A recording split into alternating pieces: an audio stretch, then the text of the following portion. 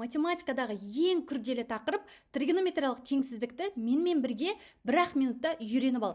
Қараңдар, көпшілігі тригонометриялық теңсіздік көрсе жылап шығара алмайды, осы тақырып қиын деп қиналады. Қазір оп-оңай жолын үйрететін боламын. Қараңдар, мынау кішкене енді күрделі түрі.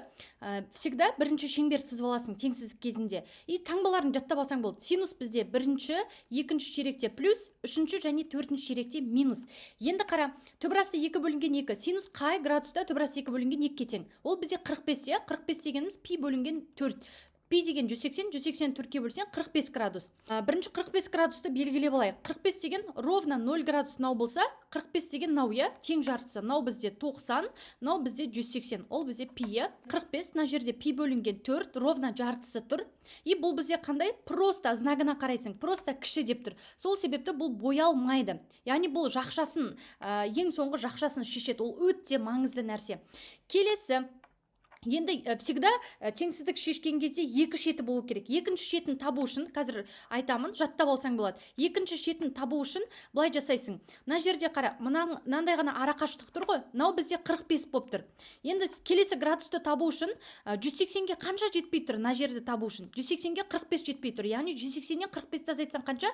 135. 135 дегенде енді 180 деген ол пи. Оны табу үшін бүйтесің. Пидан, пи бөлінген 4. Пидан пи бөлінген 4-ті азайтасың. Так, мына жаққа жазайық. Пи азайту пи бөлінген 4. Яғни 180 азайту 45.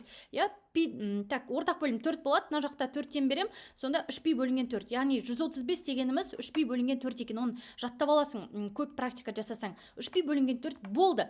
Енді осы жерге дейін тапсаң жеткілікті, ары қарай түк те қиын емес. Енді қара. Всегда шеңбер бізде былай айналады. Соны біліп алсаң болды. Қай градусты бірінші жазу керек? Кімді бірінші жазам деп шатасатын болсаң, всегда стрелка бізде керісінше, сағат тіліне қарама-қарсы бағытта айналасың. Сонда бізде осылай айналу керек, яғни бізде пи бөлінген 4-тен 3 пи бөлінген 4-ке дейін емес, бізде қайсысын ал деп тұр? Кіші деп тұр. Кіші дегендіктен біз мына астын аламыз.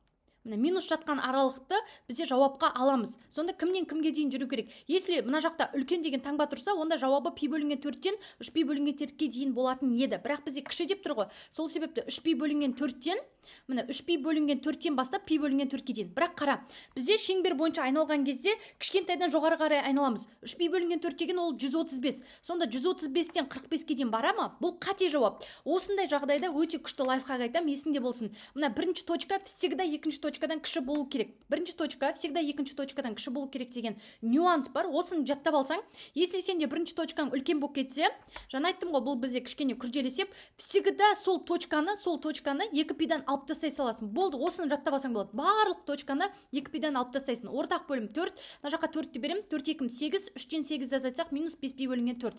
Болды, сонда жауабы жай жақша минус 5 пи бөлінген 4-тен, яғни мынаны теріс қарайтын болсақ, мынау минус 135 деп алуға болады. Өйткені бірінші точка всегда кішкентай болу керек. Синусқа бізде 2 пика қосылады, 2 пика. Так, нүктелі үтір. Келесі баратын точкамыз бізде 45. Пи бөлінген 4 плюс 2 пика. И жай жақша болады. Болды.